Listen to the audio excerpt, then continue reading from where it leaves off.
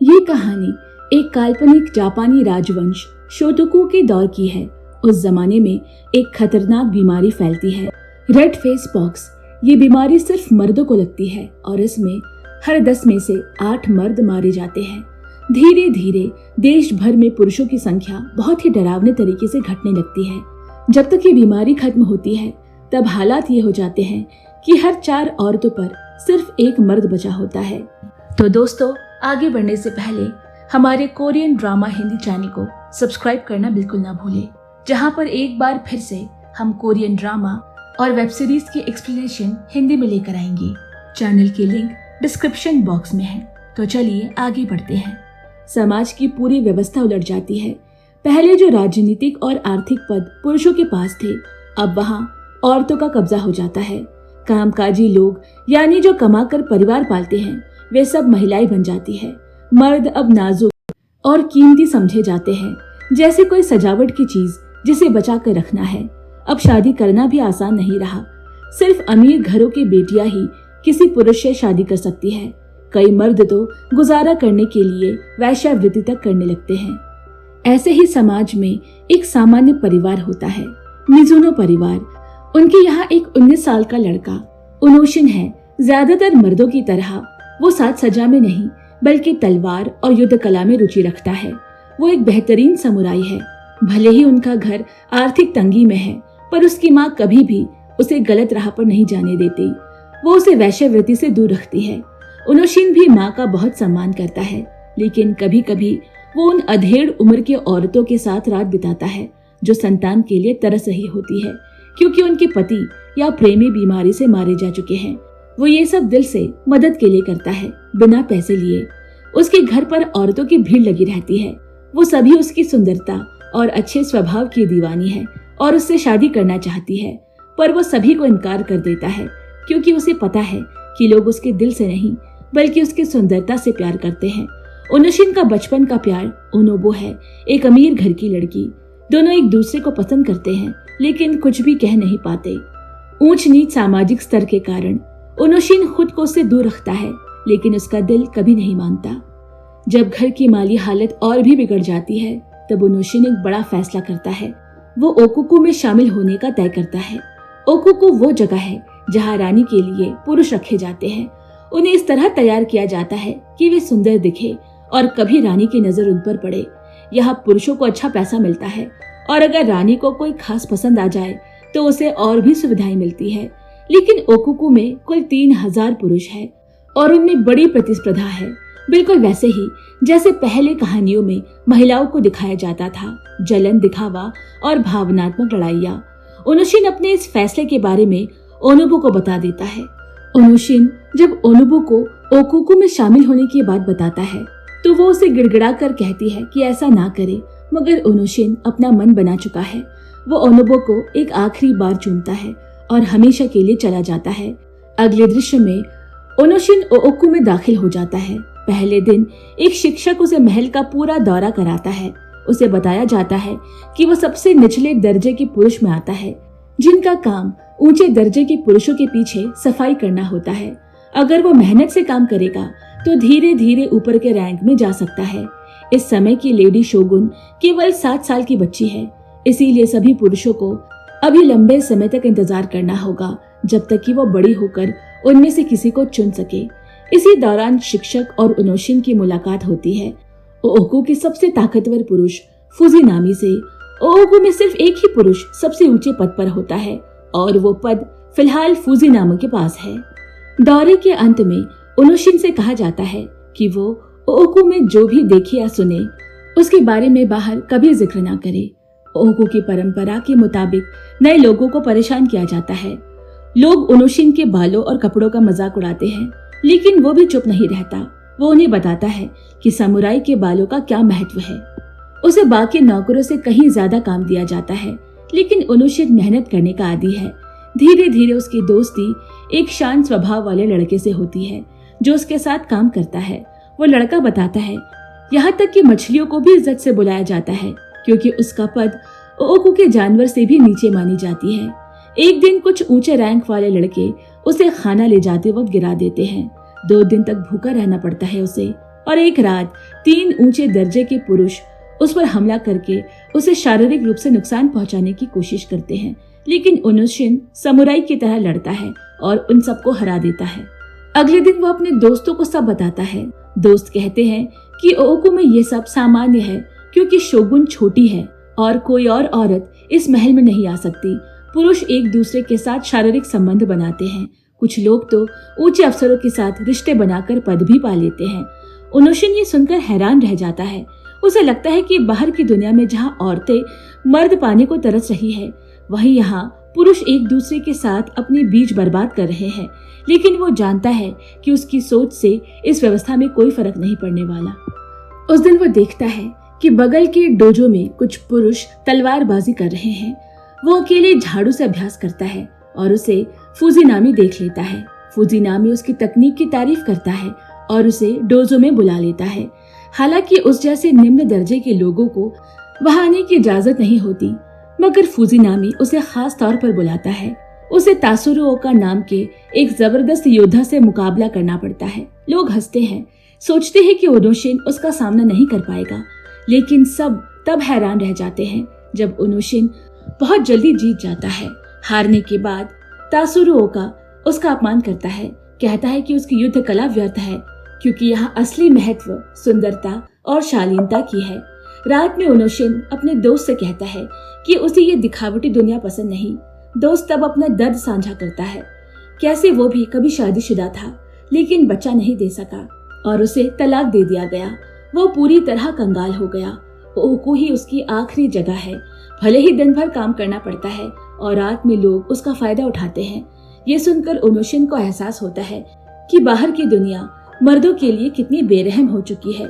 भले ही वो गरीब है पर उसे अच्छा परिवार मिला। अगले दिन ओको में ओनोशिन की बहादुरी की चर्चा फैल जाती है। कई किशोर लड़के उसे पसंद करने लगते हैं और उसकी सुंदरता की तारीफ करते हैं।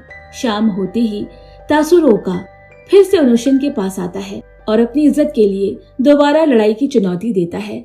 ओनोशिन पहले तो मना करता है, लेकिन आदेश का पालन करता है। लड़ाई शुरू होती है और एक बार फिर तासुरो ओका बुरी तरह हारता है, लेकिन इस बार हार उसकी जिंदगी की सबसे बड़ी बेइज्जती बन जाती है और वो कुछ ऐसा करता है जिसकी कोई कल्पना भी नहीं कर सकता। तलवार की एक आखिरी झपट में जमीन पर तड़पते तात्सुओका को ओनोशिन दया दिखाते हुए मार देता है, एक योद्धा की तरह, शांत और गंभीर। अगले दिन अधिकारियों ने ओनोशिन से रात की घटना के बारे में पूछा। जैसा कि उसे सिखाया गया था, उसने साफ इनकार कर दिया कि वो तासुरो ओका से कभी मिला ही नहीं। अधिकारी ने उसकी बात पर भरोसा कर लिया और उसे जाने दिया। उसी रात 7 साल की छोटी शोगुन एक बीमारी के चलते चल बसी। अब एक नई और बड़ी उम्र की शोगुन को सत्ता सौंपी जाती है। ये नई शोगुन सख्त स्वभाव की और काम में विश्वास रखने वाली महिला है, जो पुराने शासकों की तरह दिखावे में यकीन नहीं करती। अपने पहले ही दिन वो एक महिला कर्मचारी को केवल इसीलिए हटा देती है क्योंकि उसने शोगुन से भड़कीले कपड़े पहनने का सुझाव दिया था।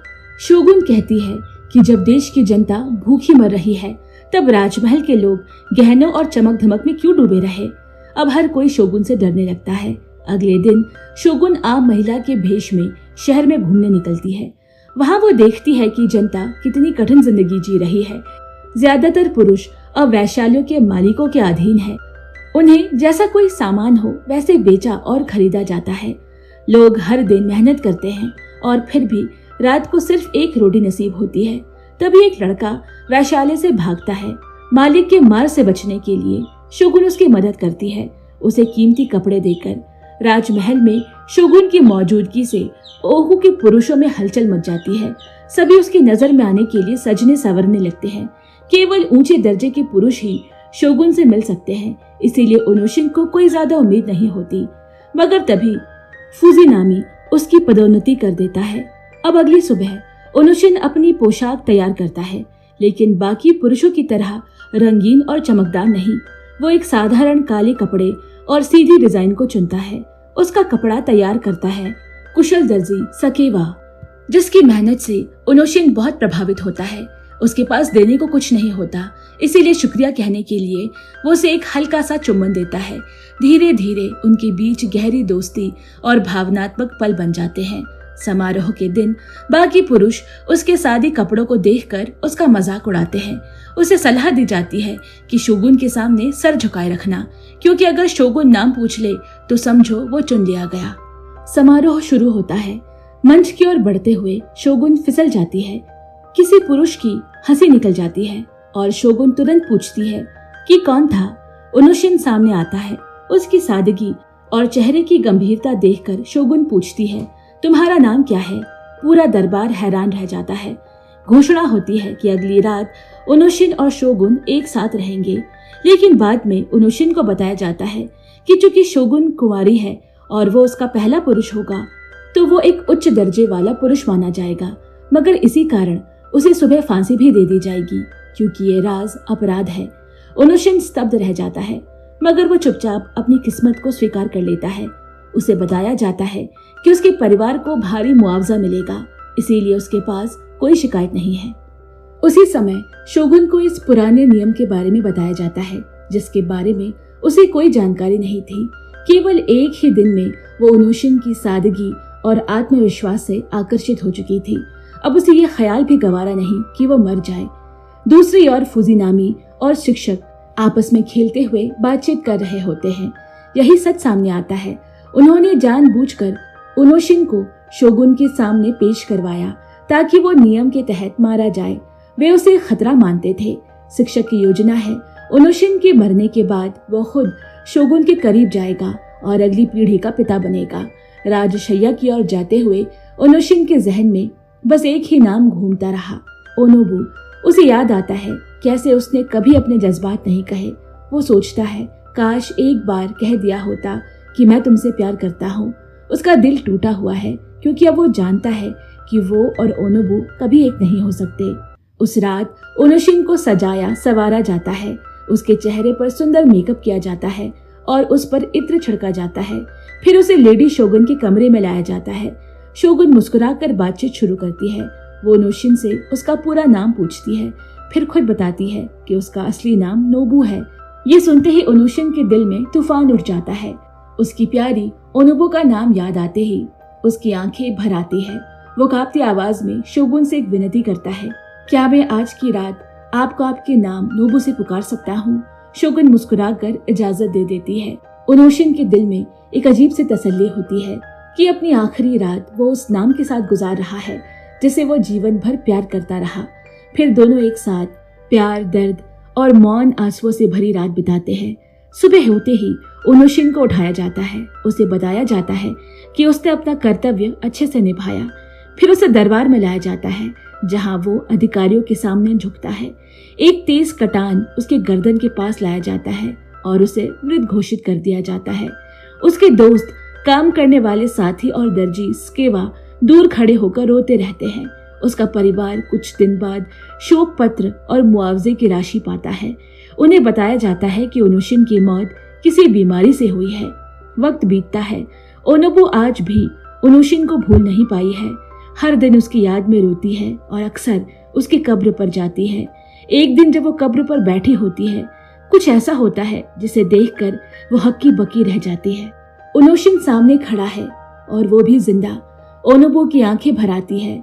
वो दौड़कर उसे गले लगा लेती है। ओनोशिन बताता है कि लेडी शोगुन ने उस रात उसकी जान बख्श दी। उसे महल के क्रूर नियम कभी मंजूर नहीं थे।